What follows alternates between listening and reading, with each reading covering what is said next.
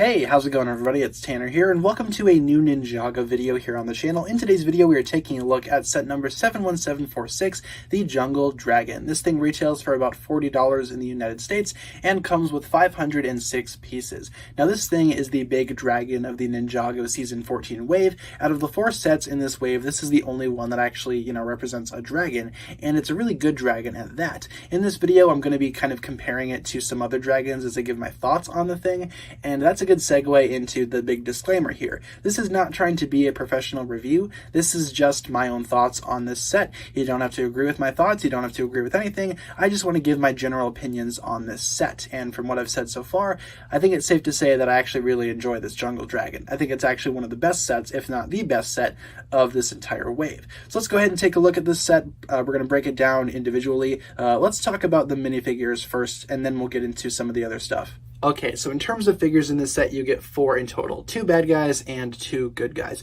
Let's go ahead and take a look at the bad guys first. So we're just going to move Zane and Lloyd out of the way here, and we're going to be taking a look at, let's take a look at this guy first. Now this guy is referred to on the box. I need to check the box really quick. This is a Thunder Keeper. I actually really like how he looks. I think what stands out the most about him is obviously his mask. Now that piece is actually very impressive. If we take the mask off though, you can see what his face looks like. It's the exact same face that you can find on some of the other keepers, but if you put the mask back on, that's the completed look. And I like this mask. It's very intimidating. It's very scary. It's very well designed in terms of colors. For weapons, he has a white spear, so that's fun. It's like the solidified hard spear. This is what the back of him looks like. I don't think he has an alternate expression. He does not. Just has some of those lightning bolts on the back of his head. Still cool enough. And yeah, I really do like the look of these keepers overall. I think they're really fun. Very savage looking in nature, very jungle themed, very tiki inspired as well. And that's especially true for this guy here, the Thunder Keeper. This guy is an entirely different story. He is another one of the keepers, and he actually has a name. Now, I'm not sure how to pronounce it because as of the time of recording this video, Season 14 has not yet come out in English, but I'm going to call him Polaric for the time being. It's either Polaric or something else, but I'm going to refer to him as Polaric. Now, he actually has a very defining character feature, like physically, and that is his 2 heads. He's got 1 head there, 1 head there. Neither of them have alternate printing, but you can see that they do have differences in the lightning bolts that are on the back of their heads.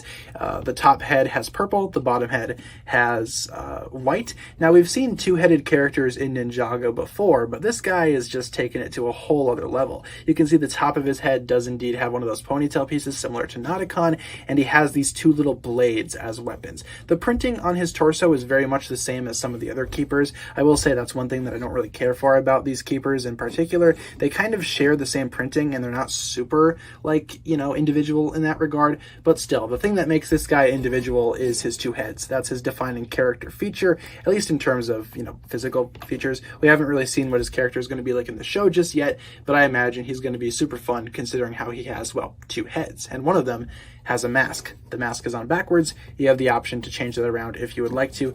But yeah, real big thumbs up for me for this guy here. He's actually a lot of fun. Much like a lot of his teammates, Zane here actually gets an update for Season 14. This is Island Zane. Now, a couple of things to note. Like Nia, he is one of the ninja that do not have a new hairpiece. He does not have a headband piece attached to it. This hairpiece is technically new for this year, but we've seen it in the show since 2018. But of course, we're finally getting it in sets for this year. And I think Island Zane here looks pretty good. I love the torn up look. One of his sleeves seems to be torn off, and you can see some of his exposed chest there with his heart, and that printing is metallic. You can see as I'm passing it by the light, it catches it real nicely. It's a really nice metallic print. The legs are pretty cool too. I like that. And in terms of armor, he does not use the traditional ninja armor for this season. Instead, he uses a quiver to go along with his bow and arrow. I'm probably going to swap that out for an armor piece just to make it a little more show accurate once I actually display these guys on the shelf.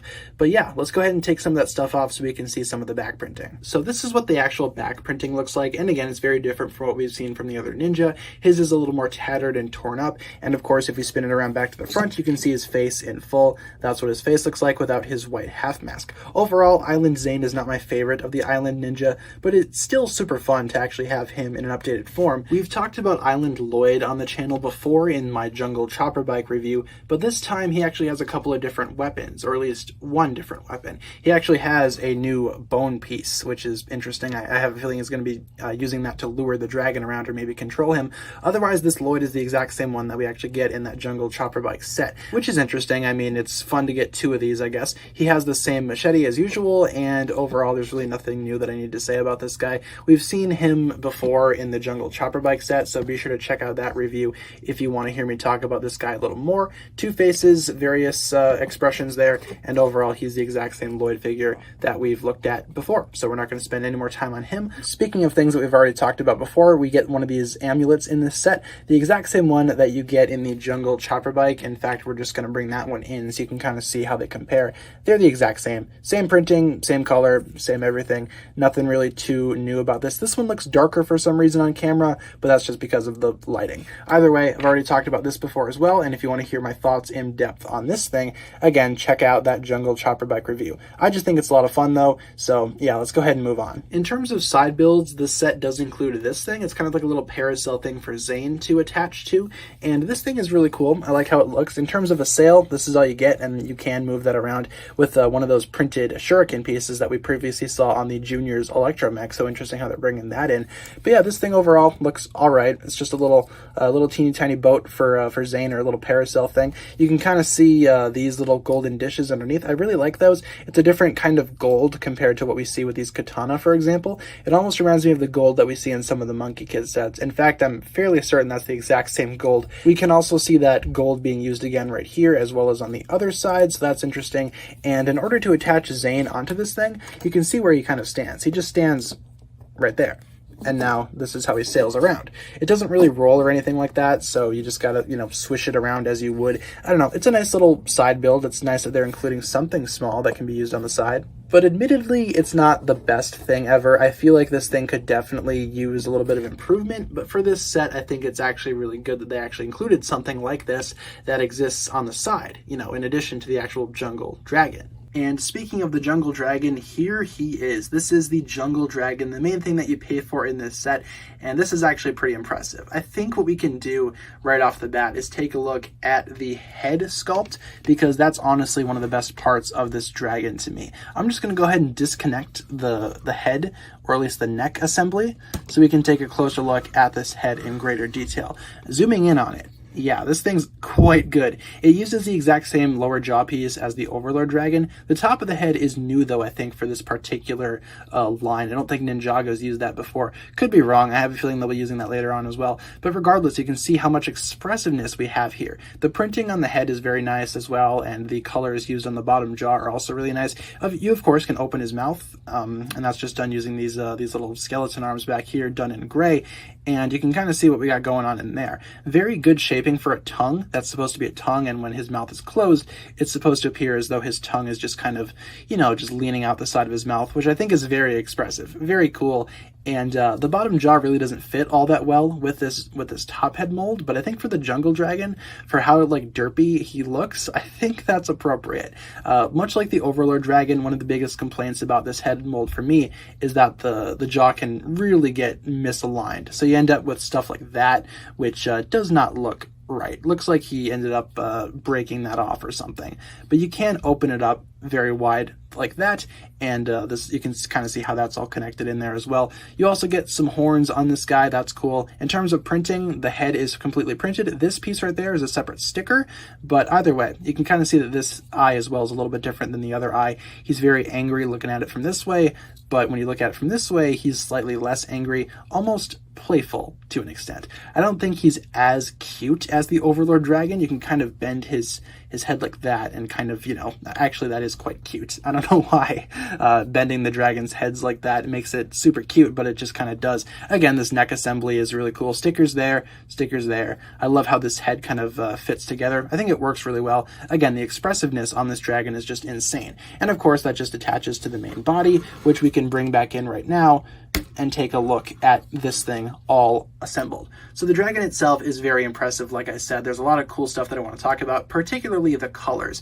I don't think this comes across very well on camera, but the colors on this thing is insane. You can easily see when you compare Lloyd's green to the Jungle Dragon's green, it's very different. The Jungle Dragon is very much a teal color, and there are a lot of other like tropical colors that go into this thing. Most of it is internal, I will say. A lot of the pinks and the oranges, a lot of that is on the inside of the dragon, but on the outside you get a mix of teal, gold with a little bit of brown. I think it works to me.